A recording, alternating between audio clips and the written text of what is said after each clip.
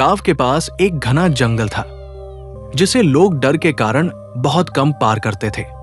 वहां के लोग कहते थे कि रात के समय जंगल में एक अजीब सी हवा चलती है और उसमें किसी की चीखें सुनाई देती है। किसी ने नहीं देखा, लेकिन सबको यकीन था कि वहां एक कामुक चुड़ैल रहती है जो रात में पुरुषों को अपनी जादुई शक्ति से आकर्षित करती है। रविंद्र, एक युवा लड़का, अपने दोस्त संजीव के साथ जंगल के पास रहने वाले एक पुराने घर में काम के सिलसिले में आया था।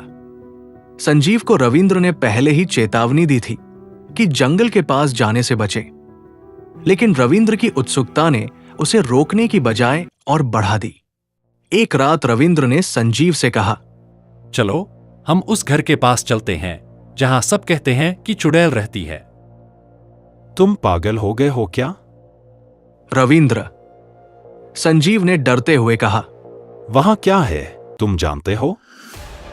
लेकिन रविंद्र की जिद के आगे संजीव चुप हो गया और दोनों जंगल की ओर बढ़ गए।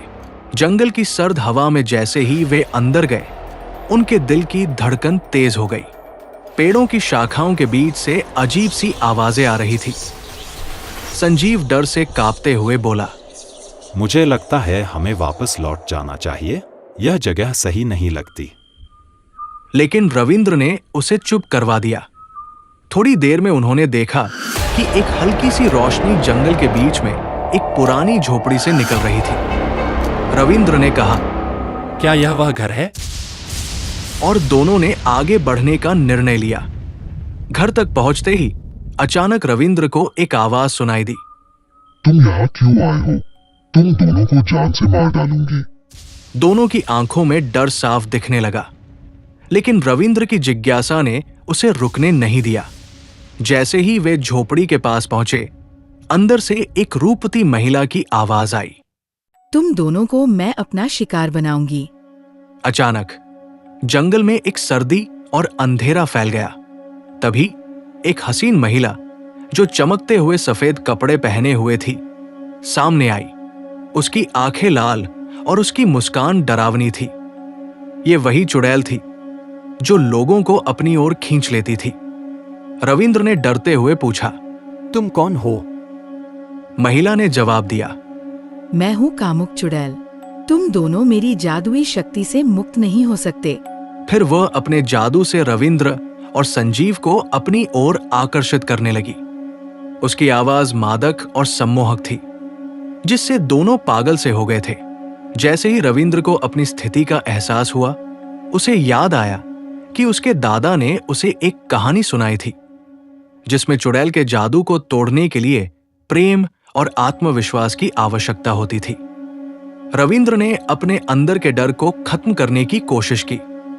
संजीव, हम दोनों को इस जादू को तोड़ना होगा, रविंद्र ने कहा और संजीव को उसका हाथ पकड़ने को कहा। संजीव थोड़ी देर हिचकिचाया, लेकिन फिर उसने रविंद्र का हाथ पकड़ लिया। दोनों ने एक साथ मंत्रों का उच्चारण किया और चुड़ैल के सामने खड़े हो गए। चुड़ैल की मुस्कान धीरे धीरे गायब हो गई और उसका रूप बदलने लगा। वो धीरे धीरे धुएं में बदलकर गायब हो गई। जब चुड़ैल गायब हो गई, रविंद्र और संजीव को राहत मिली, लेकिन वे ये जान गए थे कि रात में जंगल में प्रवेश करना कितना खतरनाक हो सकता है। वे लौटते हुए सोच रहे थे कि उन्होंने जो किया वो न केवल उनकी जिज्ञासा का परिणाम था, बल्कि उनके साहस का भी एक परीक्षण था। गांव लौटते वक्त संजीव ने रविंद्र से कहा, अब मैं कभी उस जंगल के पास नहीं जाऊं।